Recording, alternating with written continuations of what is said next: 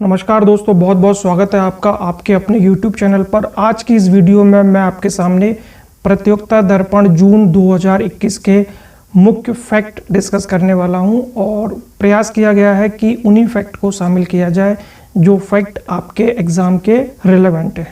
इसके पहले मैंने मई 2021 के फैक्ट डाले हैं विद डिस्क्रिप्शन। आप चाहें तो नीचे प्लेलिस्ट में जाके उन वीडियो को देख सकते हैं। चलिए हम वीडियो को शुरू करते हैं। पहला फैक्ट है 13 अप्रैल 2021 से भारत के नए मुख्य निर्वाचन आयुक्त कौन नियुक्त किए गए हैं? तो उनका नाम है सुशील चंद्रा। ये कौन है सुशील चंद्रा, इनके बारे में हम जानते हैं। ये IRS है, रिटायर्ड, ठीक है। और ये किसका स्थान लेंगे? ये सुनील अरोड़ा का स्थान ग्रहण करेंगे। भारत के प्रथम निर्वाचन आयुक्त कौन थे? ये भी याद रखें, सुकुमार सेन थे। कब ज्वाइन किया था इन्होंने? 21 मार्च 1950 को और 19 दिसंबर 1958 तक ये अपने पद पर रहे। कुछ हम और फैक्ट हम जानते हैं चुनाव आयोग से रिलेटेड। वर्तमान में अभी टोटल 3 मेंबर होते हैं चुनाव आयोग में। एक होता है मुख्य चुनाव आयोग और दो होते हैं आपके अन्य चुनाव आयुक्त। टोटल अभी इस समय 3 मेंबर्स होते हैं। जबकि जब कॉन्स्टिट्यूशन हमारा बना था उस समय से लेके 1989 तक केवल सिंगल मेंबर होता था, एक ही मुख्य निर्वाचन आयुक्त होता था और ये एकल सदस्य निकाय हुआ करता था। 10 अक्टूबर 1889 में एक अमेंडमेंट किया गया और उसके तहत 1990 तक कुल मिलाकर लगभग 1 साल तक ये 3 सदस्य निकाय बना रहा। एक चुनाव आयोग मुख्य आयुक्त और 2 आपके अन्य आयुक्त। उसके बाद में इसको हटा दिया गया 2 जनवरी 1990 को और 93 तक लगभग ये 3.5 साल तक फिर से ये सिंगल बॉडी कमीशन बन गया।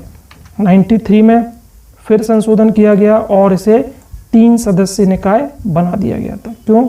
क्योंकि फिर आपके ग्राम पंचायत के चुनाव भी इसमें होने लगे थे। आपको जो राज्य हैं उनमें भी चुनाव कराने की प्रक्रिया स्टार्ट हो गई थी। जो जिला पंचायत है और जो ग्राम पंचायत है वहाँ पर भी चुनाव कराने की प्रक्रिया स्टार्ट हो गई थी। इसीलिए फिर से इसको 3 सदस्य निकाय बना दिया क्योंकि लोड काफ़ी बढ़ गया था। अगला महत्वपूर्ण फैक्ट देखते हैं हम।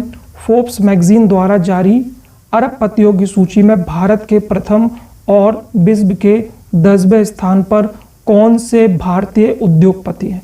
आप सभी ने उनका नाम सुना होगा, मुकेश अंबानी। कौन है ये? रिलायंस इंडस्ट्रीज के हैं और ये लगातार 4 वर्षों से भारतीयों में सबसे अमीर अरबपति रहे हैं। और हम थोड़े से और डिटेल जानते हैं। नंबर 1 पर मुकेश अंबानी है। इनकी कुल आय कितनी है? $84.5 बिलियन।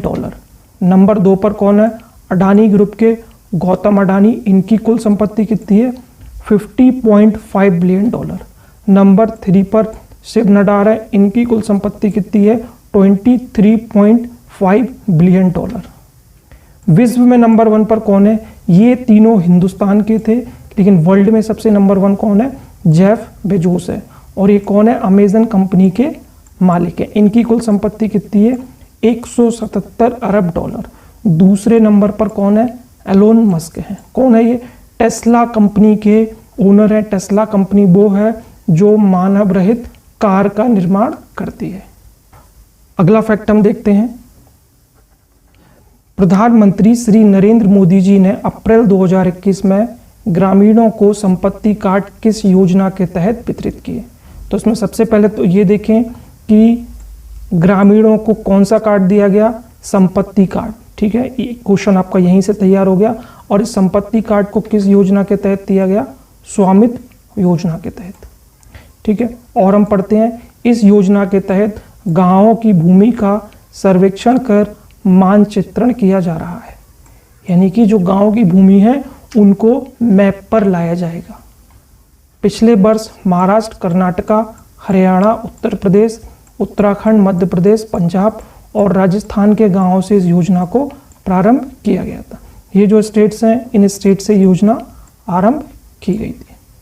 नेक्स्ट फैक्ट हम देखते हैं। लिखा हुआ है सीनियर एशियन भारोत्तोलन चैंपियनशिप 2020 में किस भारतीय महिला ने स्वर्ण पदक प्राप्त किया है? तो उनका नाम है झिल्ली दलबेरा।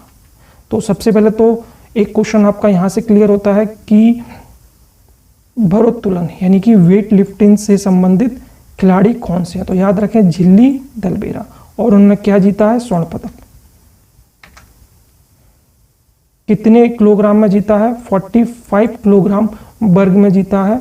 कितना वेट उठाया इन्होंने? 157। नेक्स्ट हम फैक्ट देखते हैं। किस योजना के तहत प्रधानमंत्री नरेंद्र मोदी जी ने कोविड-19 महामारी के चलते मई जून 2021 में 5-5 किलोग्राम मुफ्त अनाज गरीबों को बांटे जाने की घोषणा की है? तो उस योजना का नाम क्या है? प्रधानमंत्री गरीब कल्याण अन्न योजना। कुछ था नहीं, इसमें छोटा सा फैक्ट था। नेक्स्ट फैक्ट है, अमेरिका के राष्ट्रपति जो बिडेन ने अप्रैल 2021 में किस राज्य से अपनी सेनाएं हटाने की घोषणा की है? माफ कीजिएगा, ये राज्य नहीं है, इसको आप देश कर लेना, कंट्री कर लेना।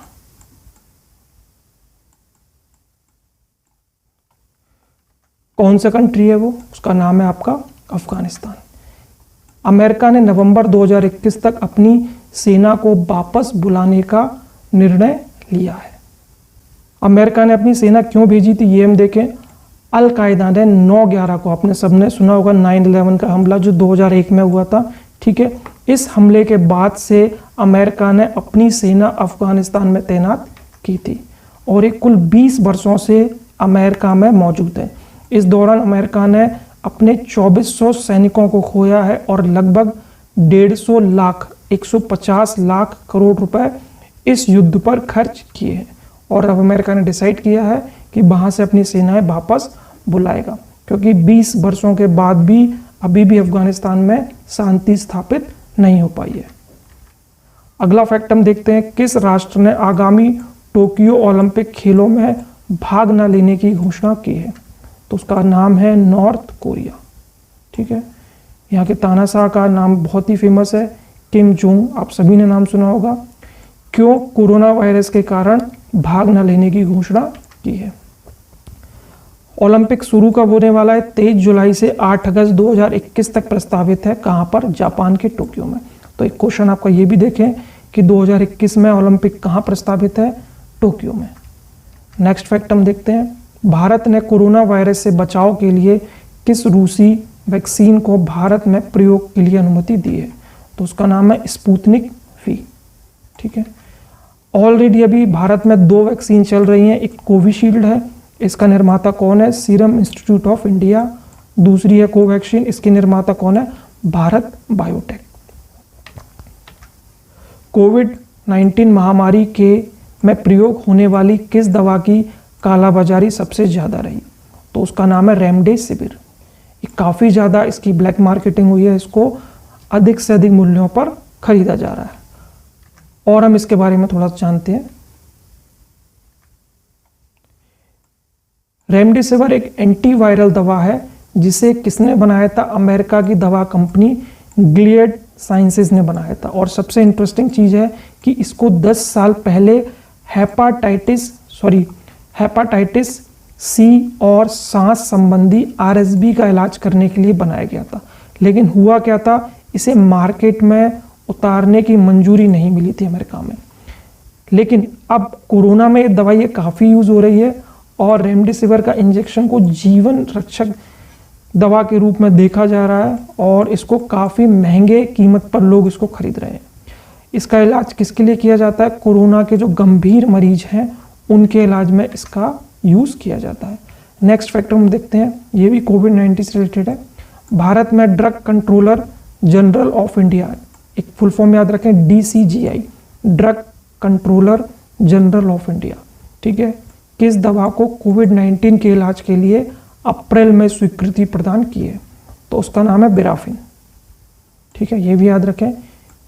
ये किस कंपनी की है? जाइडस की है बिराफिन। इसके इस्तेमाल को मंजूरी दी है और ये दावा किया जा रहा है कि कोरोना के मरीजों में इसका जो असर है काफ़ी अच्छा देखने को मिला है।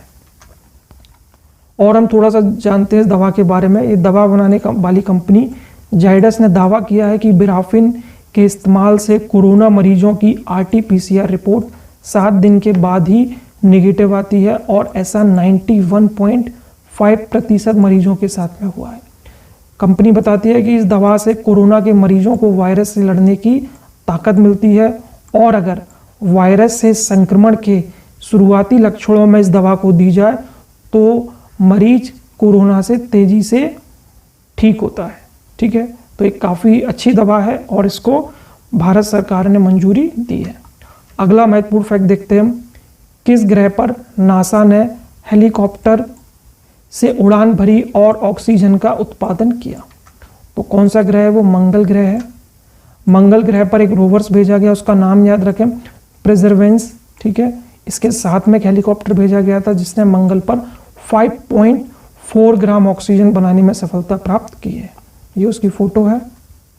ठीक है, कब भेजा था? 18 फरवरी को इसने मंगल की ग्रह पर लैंडिंग की थी और उसके बाद में उसने कुछ फोटो भी खींची थी जो नासा के पास है अभी।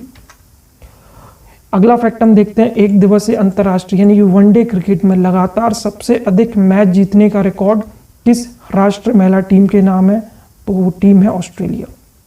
ठीक है, और जो मेल क्रिकेट टीम थी उसका भी ऑस्ट्रेलिया टीम का ही रिकॉर्ड है कि उन्होंने सबसे ज़्यादा ODI यानी कि वनडे इंटरनेशनल जीते हैं। ऑस्ट्रेलिया टीम ने लगातार 24 मैच जीते हैं और अपना जो 24वां मैच है ये इन्होंने न्यूजीलैंड की टीम को हराया था। अगला फैक्ट हम देखते हैं, किस देश ने 3000 वर्ष पुराने किस शहर को अप्रैल 2021 में खोजने का दावा किया है? ये हटा देना। किस देश ने 3000 साल पुराने शहर को अप्रैल 2021 में खोजने का दावा किया है? तो कंट्री है आपकी मिस्र। ठीक है, कुछ इस प्रकार से दिखता है। ये रेत के नीचे दबा प्राचीन शहर है और यहाँ पर राजाओं की भी घाटी स्थित थी। अगला फैक्ट हम देखते हैं, BCCI ने अप्रैल 2021 में किन खिलाड़ियों की सूची में A+ के खिलाड़ियों को शामिल किया है?